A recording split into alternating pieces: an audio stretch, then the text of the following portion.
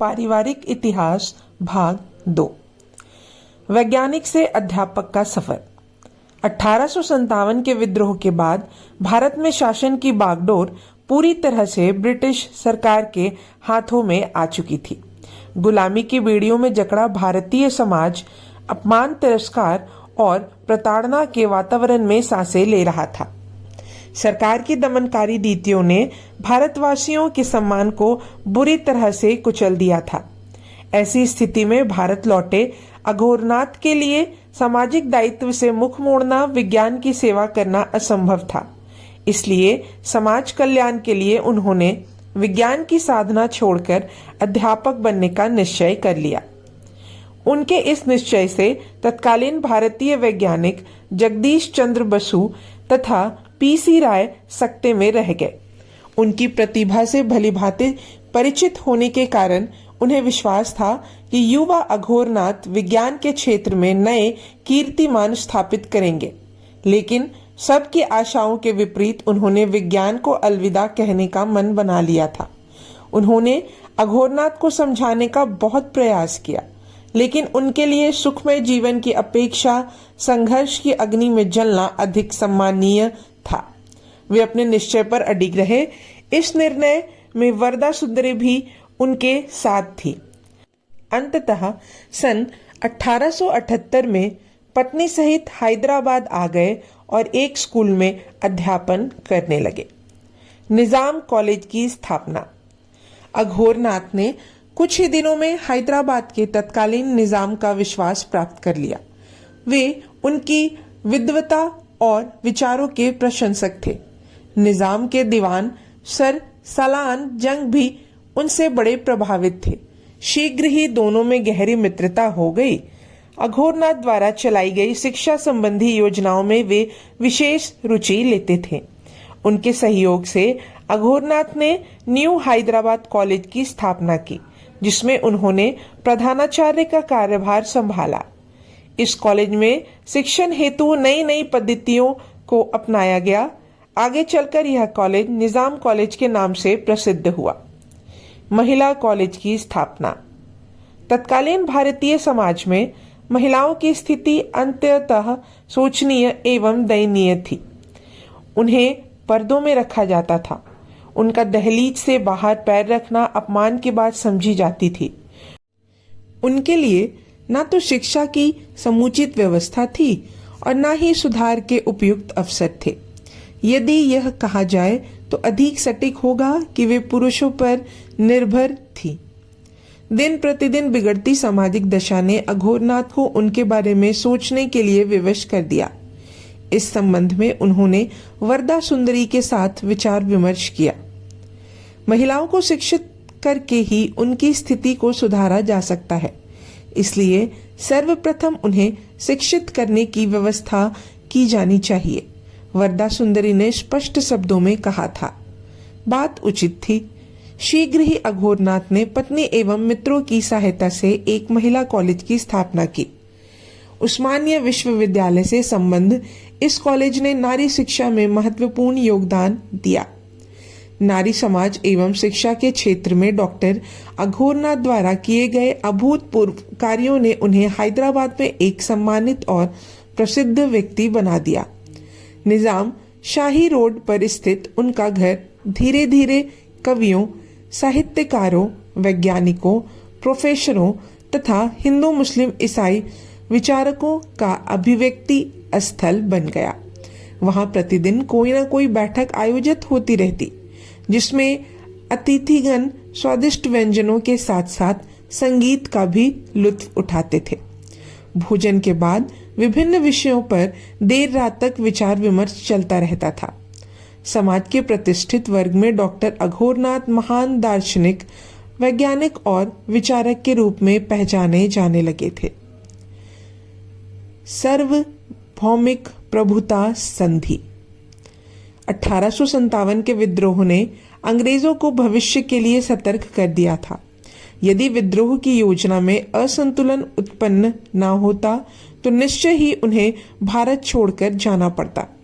ऐसी किसी भी विद्रोह की पुनरावृत्ति रोकने के लिए सरकार ने एक नई नीति अपनाई, जिसके अंतर्गत देशी नरेशों के साथ सार्वभौमिक प्रभुता संधि की गई।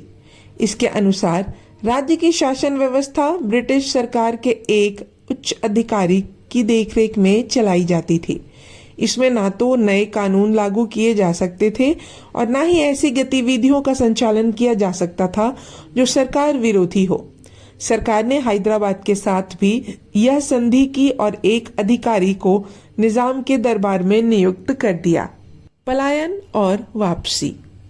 जब तक दीवार सालान जंग जीवित रहे, ब्रिटिश अधिकारी चाहकर भी कुछ नहीं कर सका, लेकिन उनकी मृत्यु के बाद मानो उसके मार्ग का कांटा हट गया हो। वह खुलकर प्रशासनिक व्यवस्था में मनमाना हस्तक्षेप करने लगा। उसने ऐसी सामाजिक गतिविधियों पर रोक लगा दी जिससे सरकार विरोधी वातावरण तैयार हो सकता था। अघोरनाथ के घर होने वाली बैठकों की उसे भली भांति जानकारी थी। उनमें उच्च कोटि के विचारकों, साहित्यकारों, प्रोफेसरों आदि के सम्मिलित होने की बात उसे रह रहकर खटकती थी। उनकी राष्ट्रभक्ति और सुधारक प्रवृत्ति का भी उसे अच्छी तरह से ज्ञान था। उनकी मित्रता मुल्ला अब्दुल क्यूम जैसे अनेक प्रसिद्ध राष्ट्रवादी आंदोलनकारियों के साथ भी थी। वे इतने लोकप्रिय थे कि उनके आह्वान मात्र पर जनसमूह सर्वस्व न्यौछावर करने के लिए तैयार रहता था। ब्रिटिश अधिकारी को भय था कि भविष्य में ये बैठकें सरकार के लिए जो कि जंजाल ना बन जाए। अंततः निजाम पर दबाव डालकर उसने न केवल अघोरनाथ को उनके पद से निलंबित करवाया, बल्कि उनके घर में होने वाली बैठकें भी प्रतिबंधित करा दी गई। तदंतर विभिन्न हथकंडे अपनाते हुए उनके मनोबल को तोड़ने का प्रयास करने लगे। इसी तरह मुल्ला अब्दुल्ला क्यूम को भी मानसिक रूप से प्रताड़ित एवं अपमानित किया गया। इन बदलती परिस्थितियों में अघोरनाथ असहज अनुभव कर रहे थे। सरकार को राष्ट्रवादी आंदोलनकारियों के साथ साथ उनका मेल मिलाप रास नहीं आ रहा था, जबकि वे इससे अलग नहीं हो सकते थे। अंततः काफी सोच विचार के बाद उन्होंने हैदराबाद छोड़ दिया। उनके पीछे पीछे अब्दुल क्यूम भी हैदराबाद छोड़कर चले गए। इस घटना ने साधारण जनमानस को व्यथित कर दिया। वे सड़कों पर उतरकर विरोध प्रदर्शन करने लगे। सरकार ने दमनकारी नीतियां द्वारा विरोध को कुचलने का भरसक प्रयत्न किया, परंतु वे मर मिटने के लिए तैयार थे। अंततः ब्रिटिश सरकार को झुकना पड़ा।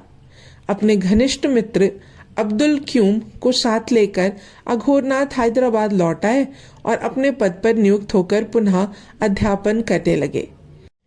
इसके साथ ही उन्होंने सामाजिक गतिविधियां भी तेज कर दी। महान क्रांतिकारी मुल्ला अब्दुल्ला क्यूम का व्यक्तित्व अत्यंत प्रभावशाली था। उनकी ओर अघोरनाथ की प्रगाढ़ मित्रता के संदर्भ में सरोजनी ने लिखा था, मुल्ला अब्दुल क्यूम साहब के सम्मान में अनेक हाथों से गुथी संस्मरण माला में अपने स्नेह रूपी पुष्प को संजोते हुए मुझे हार्दिक प्रसन्नता हो रही है। उनका महान व्यक्तित्व मेरे बाल्यकाल की स्मृतियों का अभिन्न अंग है।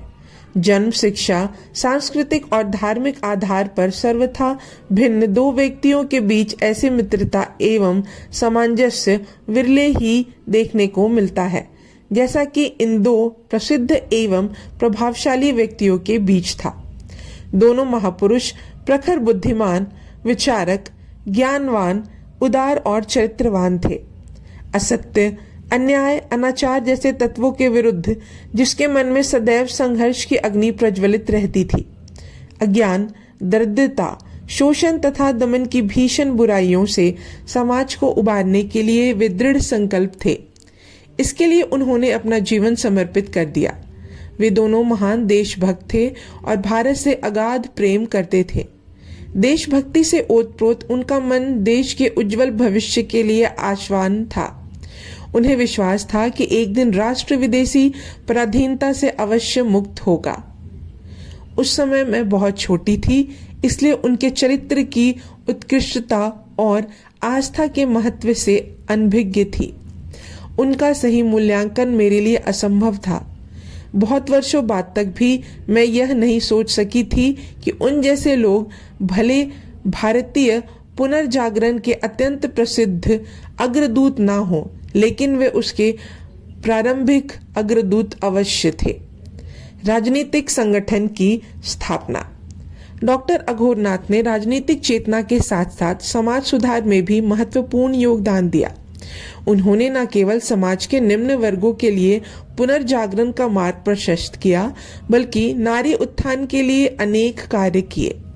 वे एक ऐसे संगठन की स्थापना करना चाहते थे जो राजनीतिक स्तर पर कार्य करते हुए समाज के विभिन्न वर्गों का प्रतिनिधित्व करे। उन्होंने इस विषय में मुल्ला अब्दुल्ला क्यूम से विचार विमर्श किया। तदंतर दोनों मित्रों ने मिलकर शीघ्र ही ऐसे राजनीतिक संगठन की स्थापना कर डाली जिसमें बुद्धिजीवी वर्ग के साथ साथ राष्ट्रवादी आंदोलन से जुड़े लोग भी सम्मिलित थे। इसके कार्य सरकारी नीतियों के कारण समाज पर पड़ने वाले दुष्प्रभावों को शांतिपूर्ण ढंग से सरकार के समक्ष रखना था। आगे चलकर इस संगठन ने भारतीय राष्ट्रीय कांग्रेस का रूप ले लिया था। यह भाग यहीं समाप्त होता है। अब हम अगले भाग में जानेंगे सरोज का खिलना। तब तक के लिए धन्यवाद।